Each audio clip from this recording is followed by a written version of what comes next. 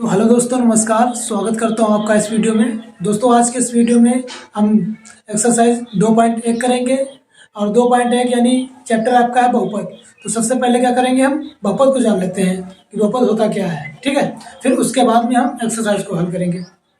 तो आइए समझते हैं हम बहुपद को। नजरें जमाए रखिएगा स्क्रीन पे, ठीक है। देखिए बहुपद क्या होता है।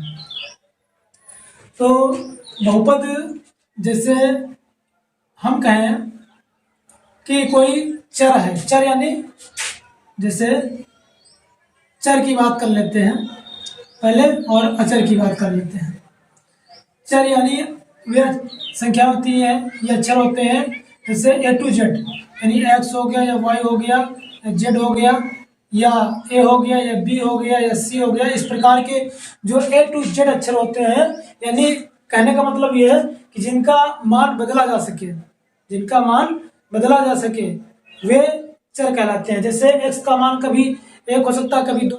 जैसे a 0 हो गया या 1 हो गया या 2 हो गया या 3 हो गया या 4 हो गया। इस प्रकार से जो हमारी पूर्ण संख्याएं हैं वो क्या है, अचर हैं। जैसे 1 है तो 1 को हम 1 ही बोलेंगे ना, 2 तो नहीं बोल सकते। 3 है, 3 को 3 ही बोल सकते हैं, कुछ और नहीं बोल सकते। तो ये फिक्स है आपका, इसलिए इसको हम अचर कहते हैं। ये आपको ये चर कहलाता है जिसका मान बदला जा सके। तो ये चर और अचर हो गया। समझ गए कि नहीं समझ गए, बोलो। अब बहुपद का मतलब ये होता है कि जिस अचर की अचर नहीं चर, जिस चर की घात पूर्ण हो उसे क्या कहते हैं, बहुपद कहते हैं। बहुपद को समझिएगा, हमने क्या कहा कि जिस अचर की पूर्ण घात हो, घात कैसी हो, पूर्ण हो। पूर्ण माने 0 हो या 1 हो या 2 हो या 3 हो या 4 हो या 5, कुछ भी हो, यानी पूर्ण होना चाहिए। तो ऐसा जो बहुपद, जो आपका व्यंजक होगा वो बहुपद कहलाएगा। जैसे ये हमारा चर है, ठीक है, ये हमारा अचर है। तो पहले क्या करेंगे, हम एक इधर ले लिया हमने चर, और चर की गुणा कराते हैं हम अचर में, चर की गुणा कराते हैं हम अचर में। चर हमने लिया x, इसको लिया हमने 2, गुणा कराएंगे तो क्या मिलेगा, 2x मिलेगा, 2x मिलेगा। तो चर और अचर की जो गुणा होती है उसे कहते हैं बीजीय व्यंजक। क्या कहते हैं, बीजीय व्यंजक, है ना। इसके स्थान पर कुछ भी और भी ले सकते हो। मान लो हमने y ले लिया, गुणे में 3 ले लिया, तो ये 3y बन जाएगा। तो ये क्या है, ये बीजीय व्यंजक है। तो बीजीय व्यंजक में यदि चर की घात पूर्ण है तो उसे क्या कहेंगे, हम क्या कहेंगे, बहुपद कहेंगे, है ना। तो यहाँ से अच्छा, प्रत्येक बहुपद जो होता है उसे हम बीजीय व्यंजक बोल सकते हैं, प्रत्येक बहुपद। लेकिन प्रत्येक बीजीय व्यंजक बहुपद नहीं होता है। अब यहाँ पे पूर्ण घात, यहाँ इसकी घात कितनी है, 1 है, तो 1 पूर्ण घात है कि नहीं है, तो ये बहुपद हुआ। इसकी घात कितनी है, 1 है, तो ये पूर्ण बहुपद हुआ, पूर्ण घात हुई, तो इसलिए बहुपद है। उदाहरण के लिए हम दूसरा को ले लेते हैं। मान लो 2x² + 3, यहाँ पर x की घात कितनी है, 2 है, तो ये 2 पूर्ण घात है कि नहीं है, 2 क्या है, पूर्ण घात है। तो इसलिए ये क्या है, बहुपद है। ठीक है, समझ गए कि नहीं समझ गए। देखो हमने बताया कि चर और अचर की गुणा बीजीय व्यंजक कहलाती है, ठीक। अब प्रत्येक बीजीय व्यंजक बहुपद होता भी है और नहीं भी होता है, लेकिन जो बहुपद होगा वो बीजीय व्यंजक जरूर होगा। तो हमने बहुपद की परिभाषा क्या बताई कि जिस चर की घात पूर्ण हो उसे हम बहुपद कहते हैं, ठीक है। अभी हम उदाहरण देते हैं, अभी हम उदाहरण देंगे। जैसे मान लीजिए, उदाहरण के तौर पे समझिए, मान लीजिए हमने लिखा 2x + 1, ठीक है, या 2x² + 3, या मान लीजिए हमने लिखा √2x + 1, या हमने लिखा अगला, जैसे लिख लिया हमने कि √3 साथ में x + 5। एक और हम ले लेते हैं, जैसे हमने लिया 3x² + रूट में x + 1। अब इनको समझते हैं। ये बताइए, ये बहुपद है या नहीं है, ये बहुपद है या नहीं है। यहाँ पर जो x की घात है वो कितनी है, 1 है, एक घात लिखी नहीं होती है तो छुपी हुई होती है ना। तो ये क्या है, बहुपद है। ये क्या है, बहुपद है।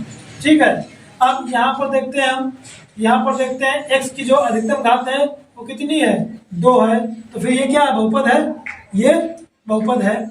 यहाँ भी देखते हैं हम कि ये रूट अच्छा लगा है 2 पर, रूट किस पर लगा है, 2 पर लगा है, लेकिन x पर नहीं लगा है। यहाँ x का मान कितना है, 1 है, x की घात कितनी है, यहाँ पर 1 है, इसलिए क्या है, ये बहुपद है। यहाँ देखिए ये √3, देखो यहाँ पर √3x पूरे में है, ये जो रूट लगा है ये 3x पर लगा है। तो इसको अगर हम अलग अलग लिखना चाहें तो इस प्रकार भी लिख सकते हैं, √3 गुणे √x प्लस 5। अब देखो √x हम जानते हैं कि रूट का जो मान होता है वो आधा होता है, यानी 1/2। अगर यहाँ से हम रूट हटाना चाहें, अगर यहाँ से हम रूट हटाना चाहें तो √3 इंटू में यक्स की घात नहीं लिखेंगे, 1/2 प्लस 5। अब यहाँ पर देखो आप, अब यहाँ पर आप देखो कि जो x की घात है वो 1/2 है। तो 1/2 क्या पूर्ण संख्या है, आप कहोगे नहीं सर। तो अगर पूर्ण संख्या नहीं है तो फिर ये क्या बहुपद है, क्या ये बहुपद है, बोलो।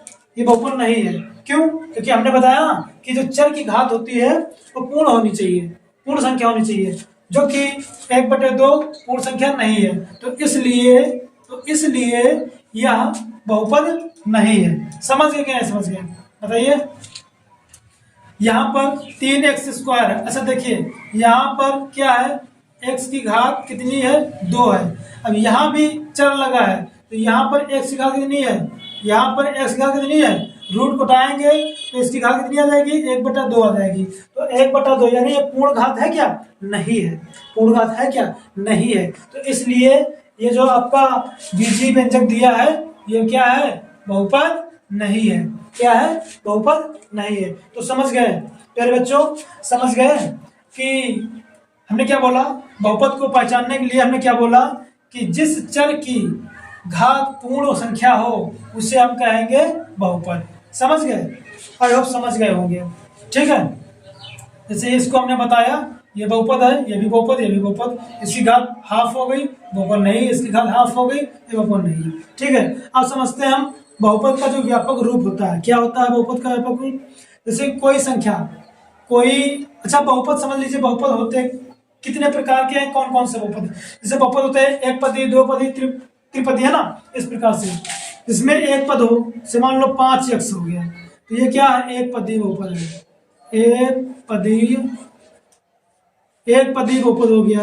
मान लो 2x² प्लस 1, तो ये क्या है आपका, इसमें घात कितनी, 2 है, इसमें घात कितनी है, 2 है, नहीं, हाँ, द्विघात बहुपद, या जिसमें एक पद हो, जिसमें एक पद हो उसे एक पदी बहुपद, जिसमें 2 पद हो उसे द्विपदी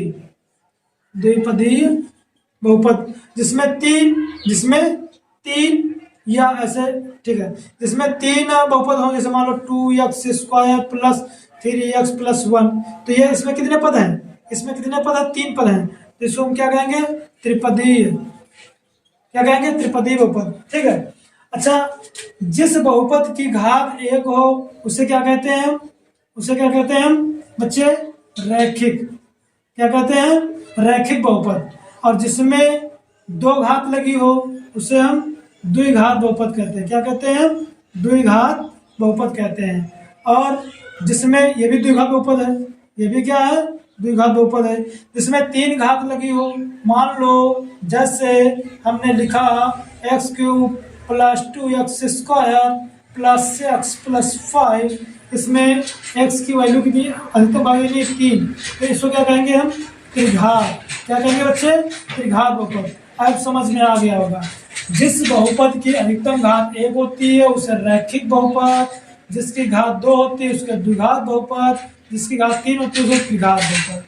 जिस बहुपद में एक पद हो उसे एक पदी बहुपद, जिस बहुपद में 2 पद हो उसे द्विपदी बहुपद, जिसमें 3 पद हो उसे त्रिपदी बहुपद। हाँ, इस प्रकार से आगे भी हम बोल सकते हैं। आई होप इतना आप समझ गए होंगे। अच्छा, बहुपद जैसे दिया है तो बहुपद का व्यापक रूप भी होता है। क्या होता है, व्यापक रूप होता है, जहां से हम ABC के मान निकाल सकते हैं। व्यापक रूप क्या होता है, ax² plus bx plus c, ये क्या होता है बच्चे? व्यापक रूप होता है। व्यापक रूप होता है किसका? बहुपद का। किसका? बहुपद का। जैसे हमने एक एग्जांपल लिया 2x² प्लस 3x प्लस 5, है ना। यहाँ पर x स्क्वायर का गुणांक कितना है? 2। यहाँ पर x का स्क्वायर का गुणांक कितना है? a। तो a का मान कितना बच्चा? 2। b का मान कितना बच्चा? 3। c का कितना मान? 5। तो इस प्रकार से हम एक ए बी सी के मान भी निकाल सकते हैं। तो ये होता है हमारा व्यापक रूप होता है। आई होप समझ में आ गया होगा। बहुपद का व्यापक रूप होता है x² plus bx plus c। ठीक है। बहुपद के जो होते हैं एक पदी, द्विपदी, त्रिपदी, जिसमें जितने पद हो उसी हिसाब से हम पढ़ लेंगे। जिसकी घात 1 हो रैखिक बहुपद, जिसकी घात 2 हो द्विघात बहुपद, जिसकी घात 3 हो त्रिघात बहुपद, है ना। जिसकी घात 4 हो चतुर्घात बहुपद। इस प्रकार से हम पढ़ सकते हैं। ठीक है। तो इतना हमने आपको बताया बहुपद के बारे में। तो मैं आशा करता हूं कि आपको बहुपद कंप्लीट हो गया होगा, बहुपद समझ में आ गया होगा अच्छी तरीके से।